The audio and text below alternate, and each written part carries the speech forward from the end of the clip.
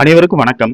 சற்றுமுன் வெளியான முக்கிய அறிவிப்பின்படி வங்கிகளில் நகைக்கடன் வைத்துள்ளவர்கள் அனைவரும் பயன்பெறும் வகையில் நகைக்கடன் தள்ளுபடி குறித்து தற்போது முக்கியமான மகிழ்ச்சியான அறிவிப்பு ஒன்று வெளியாகியுள்ளது. இதை பத்தி விரிவாக நம்ம வீடியோல பார்க்க போறோம். வீடியோ ஸ்கிப் பண்ணாம பாருங்க. வீடியோக்குள்ள போறதுக்கு முன்னாடி இந்த வீடியோ லைக் பண்ண பிரஸ் பண்ணிக்கோங்க.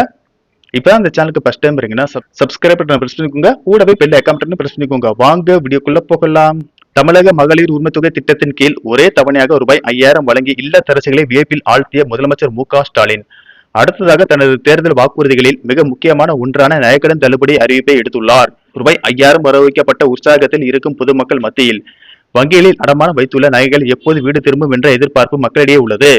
தமிழக சட்டப்பேரவையில் தாக்கல் செய்யப்பட்ட 2026-27 நிதியாண்டிற்கான இடைக்கால பட்ஜெட்டில் ஏழை மற்றும் எளிய மக்களின் பொருளாதார சுமையை குறைக்கும் வகையில் நகைக்கடன் தள்ளுபடி குறித்த முக்கிய தகவலை நிதியமைச்சர் தங்கம் தென்னரசு பகிர்ந்து கொண்டார். கூட்டுறவு வங்கிகளில் 2021 மார்ச் 31ஆம் தேதிக்கு முன்பாக பெறப்பட்ட 5 சவரன் வரையிலான நகை கடன்கள் தள்ளுபடி செய்யும் திட்டத்தின் கீழ் இதுவரை 4889 கோடி மதிப்பிலான கடன்கள் முழுமையாக தள்ளுபடி செய்யப்பட்டுள்ளதாக அவர் தெரிவித்தார்.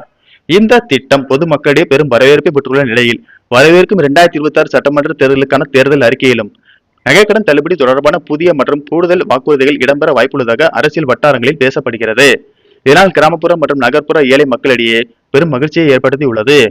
மக்களின் இந்த நீண்டகால எதிர்பார்ப்பை ஈடுகட்டும் வகையில் தமிழக அரசு மிக வேகமாக பணிகளை முடக்கிவிட்டுள்ளது.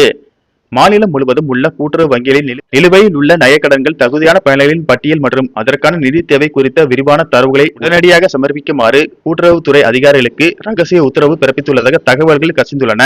தமிழகத்தில் தேர்தல் தேதி பிப்ரவரி 26ஆம் தேதி அறிவிக்கப்படலாம் என எதிர்பார்க்கப்படும் நிலையில் தேர்தல் நடத்தை விதிகள் அமலுக்கு வருவதற்கு முன்பாக இந்த தள்ளுபடி அறிவிப்பை வெளியிட அரசு திட்டமிட்டுள்ளதாக கூறப்படுகிறது. கோடைக்கால சிறப்பு நிதி மூலம் பெண்களின் ஆதரவை திரட்டியுள்ள திமுக அரசு நகைக்கடன் தள்ளுபடி மூலம் ஏழை மற்றும் நடுத்தர வர்க்கத்தினரின் வாக்குகளை முழுமையாக தக்க வைக்க வழிவகுத்துள்ளது. கடந்த சில ஆண்டுகளாக பொருளாதார சிக்கல்களால் தவித்து வரும் சாமானிய மக்கள் இந்த நகைக்கடன் தள்ளுபடி தங்களுக்கு பெரும் நிம்மதியை தரும் என நம்புகின்றனர். பிப்ரவரி இறுதிக்குள் வெளியாக வாய்ப்புள்ள இந்த நகைக்கடன் தள்ளுபடி அறிவிப்பு ஒரு மிகப்பெரிய திருப்புமுனையாக அமையும் என்று எதிர்பார்க்கப்படுகிறது. அனைத்து வங்கி நகைக்கடன் தள்ளுபடி கடந்த முறை நகைக்கடன் தள்ளுபடி செய்யப்பட்ட போது சில நிபந்தனைகளால் சிலருக்கு இந்த தள்ளுபடி கிடைக்கவில்லை. இந்த முறை இந்த நிபந்தனைகள் இல்லாமல் அனைவருக்கும் நகைக்கடன் தள்ளுபடி செய்யப்பட வேண்டும் என்றும் கூட்டுறவு வங்கிகள் மட்டுமில்லாமல் அனைத்து வங்கிகளில் பெறப்பட்ட நகைக்கடன்கள் தள்ளுபடி செய்ய வேண்டும் என்று மக்கள் கோரிக்கை விடுத்துள்ளார்கள். இந்த கோரிக்கைகளை அரசு பரிசீலித்து வருவதாகும். இதற்கான அறிவிப்பு விரைவில் வெளியாகும் என்று தகவல்கள் தெரிவிக்கின்றன. நன்றி, வணக்கம்.